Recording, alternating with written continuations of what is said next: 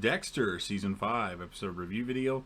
Before I get into that though, pretty important, if you're not caught up to the point where I am, you're rewatching or watching Dexter, or you're just not entirely sure, then you definitely need to take the initiative and pay attention to the episode's title, which of course I'll mention as well as put in the description for you. If that happens to be the case and you're not caught up, it would be my recommendation that you don't watch this video any further to avoid any potential spoilers. This will be Dexter Season 5 Episode 7.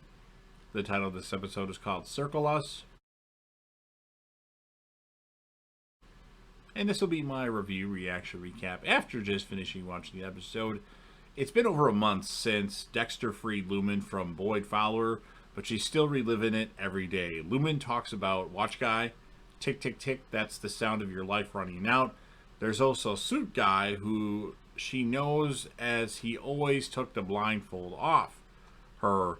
And Lumen wants to help Dexter out and says he needs to be a little bit more flexible.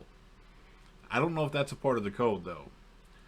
Somebody pays for a few people to load up with barrels with the dead girls in them into the truck at a swampy that location. And then the truck that had the barrels in the back was involved in an accident, hit by some drunk guy. Sonia puts an angel next to Harrison while Harrison is sleeping. Dexter doesn't necessarily like that idea. 5 victims, all blonde. The person driving the truck with the bodies fled the scene, so he's still mine to find, Dexter says. Stan Liddy calls Quinn and tells him that Dexter has a pretty blonde staying at his old house, and he actually took down the for sale sign, Liddy reports. I wonder what Elliot thinks of this. Is he still there, or did he move away? The truck is actually registered that got into the accident to Jordan Chase, the person in the Take It audio CDs Boyd Fowler was listening to. Masuka is the one that informs Dexter of all this. And then I see Soderquist in a quick scene next to Quinn's desk when he gets up. Soderquist is wearing his bright green polo. LaGuerta informs Deb and Quinn that Yasmin has given them the info on the Fuentes brothers. Matthews is also there, and Matthews tells Maria to get it right this time or he'll have an interesting conversation to her about her future. Jordan Chase has arrived to the station accompanied by Cole, his head of security, which makes Masuka extremely happy because he's a big Jordan Chase fan. They have their eyes on Cole since Jordan's alibi holds up. Lumen tells Dexter he needs to identify himself when he arrives at his own house because she's freaking out every time she hears somebody come in. Dexter shows Lumen a picture of Cole Harmon and confirms by Lumen that that's the guy that she saw take her blindfold off and fold his jacket, which he also did in the truck. Dexter is going to try and give the police another suspect, as it's only a matter of time before Cole is going to get arrested. Dexter is going to give them Boyd Fowler. That way Cole Harmon will be mine to find. He doesn't actually say that there, but I just like that line in this episode. Dexter and Lumen go to Boyd Fowler's house. Lumen tells Dexter what happened to her at Boyd's place, at least from what her recollection is.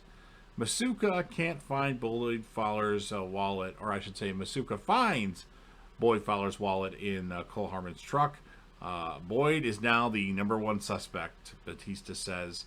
Cole says Boyd was one of Jordan Chase's stalkers when they're talking to him in the interrogation room. And Dexter tells Harrison he's going to Cole's place tonight, which is out of town. But soon, Dexter will have to stop telling Harrison this stuff as he'll start to understand him. Liddy comes to Quinn's again. Liddy calls him pretty as a picture. And Liddy wants more money. And eventually, Quinn agrees to give him $500 more so Stan Liddy can give him more information on the whole Dexter Lumen situation, or Dexter and Hot Blonde situation. The Fuentes brothers are already at the club. They must have entered through some sort of secret door on the side. LaGuerta wants Manzon to also sit with the Fuentes brothers one of them starts to frisk Manzone as she panics, and the other one shoots Yasmin.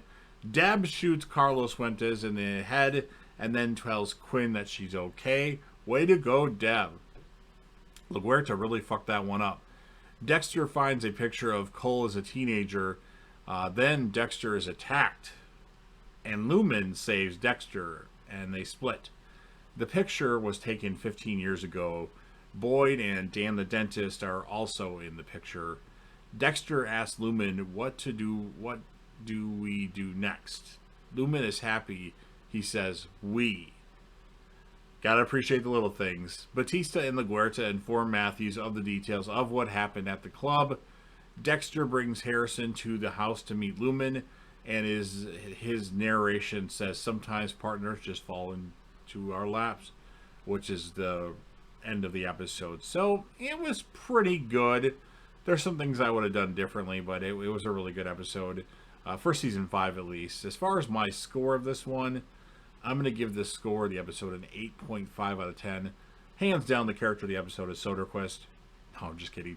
For the females, I'm going to give it to Deb because what she did at the nightclub, shooting Fuentes in the head and just being there to, like, you know, not Sarah Manzone and Yasmin. You know, she was trying to be there for both of them. Unfortunately, Yasmin didn't make it. Female character for Deb. Male character, I could go either way with this one. I'm going to give it to Masuka.